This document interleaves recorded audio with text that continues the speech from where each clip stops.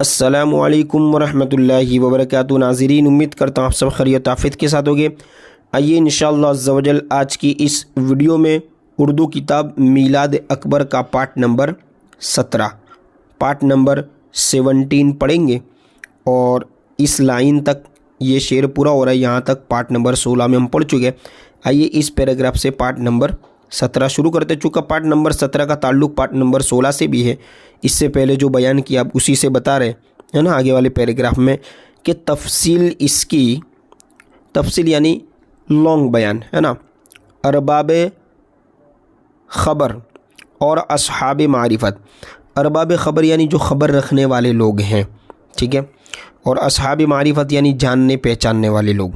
یوں بیان کرتے ہیں کہ کس کی، اب دیکھ آگے کیا بیان کرتے ہیں کہ جل شانہ کا سب سے پہلا، جل شانہ یہ اللہ عز و جل کا نام ہے نا، ٹھیک ہے، تو یہ سب سے پہلا جلوہ نور محمد صلی اللہ تعالیٰ علیہ وسلم ہے نا، نور محمد مصطفیٰ صلی اللہ علیہ وسلم ہے، یعنی خلاق مطلق نے تمام کائنات اور جملہ یعنی تمام موجودات سے 1,06,70,000 برس پہلے نور محمدی صلی اللہ تعالیٰ علیہ وسلم پیدا کیا۔ حضرت ابن جوزی فرماتے ہیں کہ اس نور سے اللہ پاک نے فرمایا کونی محمدن فسارت عمودن من نور الی آخرہ، یعنی اب اس کا ترجمہ بتا رہی، اس کا مطلب یعنی اس سے فرمایا کہ محمد صلی اللہ علیہ وسلم ہو جا، بس وہ ایک نور کا ستون ہو گیا اور بلند ہوا، یعنی اوپر ہوا، بلند ہوا کہ حجاب عظمت تک پہنچ گیا، پھر سجدہ کیا اور الحمدللہ کہا، یعنی اللہ کا شکر کیا، تو اللہ پاک نے فرمایا کہ اسی واسطے میں نے تجھے پیدا کیا ہے اور تیرا نام محمد صلی اللہ علیہ وسلم رکھا ہے، اور تجھ سے خلق کی ابتدا، یعنی اللہ فرما رہا ہے پیارے آقا سے ہے نا، نور سے، حضور کا جو نور ہے، کہ تجھ سے خلق کی ابتدا یعنی انسانوں کی ابتدا، خلق یعنی پیدائش، جو بھی چیز پیدا کرنی ہے اسی سے پیدا ہوگی، یعنی خلق کی ابتدا، اور پیغمبروں کی انتہا، یعنی تمام پیغمبروں میں انتہا یعنی آخری پیغمبر، ٹھیک ہے، تو پیغمبروں کی انتہا کروں گا، پھر اس نور کو 4 حصوں میں بانٹ دیا۔ بعض نے لکھا ہے، بعض یعنی کچھ نے لکھا ہے کہ اس کے 10 حصے کیے، جن سے عرش و کرسی، لوح قلم، چاند، سورج، ستارے اور فرشتے، جنت، دوزخ، زمین و آسمان، شجر و حجر، جمیع یعنی تمام مخلوقات اور تمام موجودات بنے۔ اور ایک حدیث شریف میں آیا ہے کہ کونی حبیبی محمدن صلی اللہ تعالی وسلم، یعنی ہو جا اے محمد حبیب میرا، اللہ نے فرمایا اے محمد میرا حبیب ہو جا۔ یہ سن کر نور محمدی شاد ہوا، شاد یعنی خوش ہوا، اور یہ بھی لکھا ہے کہ نور محمدی صلی اللہ علیہ وسلم کو طاؤس کی شکل میں پیدا کیا اور ہری زمرود کی قندل میں رکھ کر شجرۃ الیقین میں لٹکا دیا۔ ایک یہ جگہ ہے، ٹھیک ہے، شجرۃ الیقین یعنی یہ درخت ہے، اور ایک قندل تو آپ سمجھتے ہی ہوں گے، ٹھیک ہے، اور 9,000 برس تک بعبادت معبود عالم یعنی عبادت کرنے لگا ہے نا، وہ حضور کا نور معبود عالم یعنی عالم کی معبود، مطلب عالم کا معبود کون ہے؟ اللہ عز و جل، ٹھیک ہے، عبادت کی جاتی ہے نا، تو معبود عالم تجرد میں مشغول رہا، کون؟ پیارے آقا 9,000 برس تک اللہ عز و جل کی عبادت میں تجرد یعنی صرف اسی میں مشغول رہے۔ پھر حق تعالیٰ نے آئینہ حیا پیدا کر کے اس طاؤس کے مقابل کیا، جس وقت اس طاؤس نے اپنی بے مثال صورت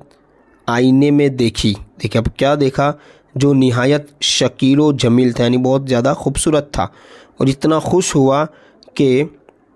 وجد میں آ گیا، جمت ہے نا، وجد میں آ گیا اور جمع، اور سر سجدہ معبود میں رکھ کر 5 بار سبحان ربی الاعلیٰ کہا، یعنی پیارے آقا صلی اللہ علیہ وسلم کے نور نے سجدہ کیا، کس کو؟ معبود یعنی اللہ عز و جل کو، اور 5 بار یہ تسبیح پڑھی سبحان ربی الاعلیٰ، اس وجہ سے 5 وقت کی نماز فرض ہو گئی۔ پھر اللہ تعالیٰ جل شانہ نے نور محمدی صلی اللہ علیہ وسلم کو اس عبادت میں مشغول فرمایا، یعنی اس میں لگا دیا کہ فطاف نور محمدی صلی اللہ علیہ وسلم بالعرش قبل آدم ب50 الف عام وهو یقول الحمد للہ۔ اب اس کا ترجمہ بتا رہے ہیں، حدیث کے الفاظ ہیں، یعنی نور محمدی صلی اللہ علیہ وسلم آدم علیہ السلام سے 50,000 برس پہلے عرش مجید کے طواف میں مشغول رہا، یعنی اللہ نے جو عرش بنایا ہے اس عرش پر وہ نور محمدی طواف یعنی گھومنے لگا، ٹھیک ہے، اور الحمدللہ کہتا تھا، یعنی اللہ کا شکر ادا کیا جا رہا تھا۔ حق سبحانہ تعالی نہایت خوش ہوا اور فرمایا کہ اے حبیب، جس طرح اور سب رسولوں پر تم کو فضیلت اور بزرگی ہے، اسی طرح تمہاری امت کو تمام امتوں پر فضیلت اور بزرگی دوں گا۔ اللہ نے حضور سے یہ فرمایا، ٹھیک ہے، اور سب سے بہتر بناؤں گا، اور اسی لیے قرآن نے کہا نا اشرف المخلوقات، اور طرح طرح کی نعمتوں سے مالا مال کر دوں گا۔ اور فرمایا حضرت صلی اللہ تعالی وسلم نے کہ اللہ پاک نے حضرت موسیٰ علیہ السلام پر وحی بھیجی کہ بنی اسرائیل سے جو کوئی مجھ سے احمد کا منکر ہو کر ملاقات کرے گا، ہے نا، اللہ نے کہا حضرت موسیٰ سے، احمد یعنی پیارے آقا صلی اللہ علیہ وسلم، کہ جو منکر یعنی مخالفت کرے گا، انکار کرے گا اور ایسی حالت میں اللہ سے ملے گا تو میں اس کو دوزخ میں ڈال دوں گا۔ موسیٰ علیہ السلام نے عرض کی، یا اللہ، احمد صلی اللہ علیہ وسلم کون ہے؟ ارشاد ہوا، یعنی اللہ نے ارشاد فرمایا کہ اے موسیٰ،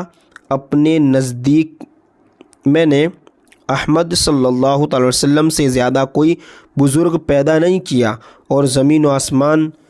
کے پیدا کرنے سے پہلے اس کا نام اپنے نام سے ملا کر عرش پر لکھا، اور اس کی امت کے بہشت میں داخل ہونے سے پہلے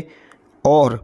مخلوقات پر بہشت کو حرام کیا، یعنی سب سے پہلے حضور کی امت جنت میں داخل ہوگی نا، بہشت مانے جنت، اور دوسری امت جنت میں نہیں جا سکی جب تک امت محمدی نہ جائے۔ موسیٰ علیہ السلام نے پوچھا کہ اس کی امت کون کون ہے؟ فرمایا کہ بڑے حمد کرنے والے ہوں گے، یعنی حمد یعنی تعریف کرنے والے لوگ ہوں گے، ٹھیک ہے، دین کو روزہ رکھیں گے، رات کو عبادت کریں گے، اور میں ان سے تھوڑا سا عمل بہت قبول کروں گا، کم عمل ہوگا اور قبول کر لوں گا، اور ان کو جنت میں داخل کر دوں گا۔ تو موسیٰ علیہ السلام نے عرض کیا کہ خداوند یعنی اللہ عز و جل، اس امت کا تو مجھے نبی بنا دے۔ تو فرمایا کہ اے موسیٰ، اس امت کا نبی تو میرا پیارا محمد صلی اللہ علیہ وسلم ہی ہوگا۔ جب یہ عرض قبول نہ ہوئی، یہ التجا قبول نہ ہوئی، تو درخواست کی کہ اچھا، تو حضرت موسیٰ نے واپس کہا تو مجھے اس نبی کی امت میں پیدا کر۔ اللہ اللہ، دیکھیے شعر آگے بتا رہے، اللہ سے کہتے تھے شامل مجھے کر اس میں، کون؟ حضرت موسیٰ، ٹھیک ہے، موسیٰ سے کوئی پوچھے رتبے تیری امت کے، حضرت موسیٰ سے پوچھے حضور کی امت کا رتبہ کیا ہے، جو نبی اس امت میں آنے کا مطلب خیال کرے۔ فرمایا اللہ پاک نے یہ بھی نہ ہوگا، لیکن اے موسیٰ، میں تمہیں، ٹھیک ہے، یا پھر تم کو اور محمد صلی اللہ علیہ وسلم کو جنت میں اکٹھا کروں گا، ٹھیک ہے، یعنی حضرت موسیٰ کی جو خواہش تھی وہ پوری ہوگی، جنت میں حضور کے ساتھ وہ رہیں گے۔ اور ظاہر ہے کہ اب انشاءاللہ پارٹ نمبر 18 سے یہاں سے اور شعر شروع ہو رہے، اسے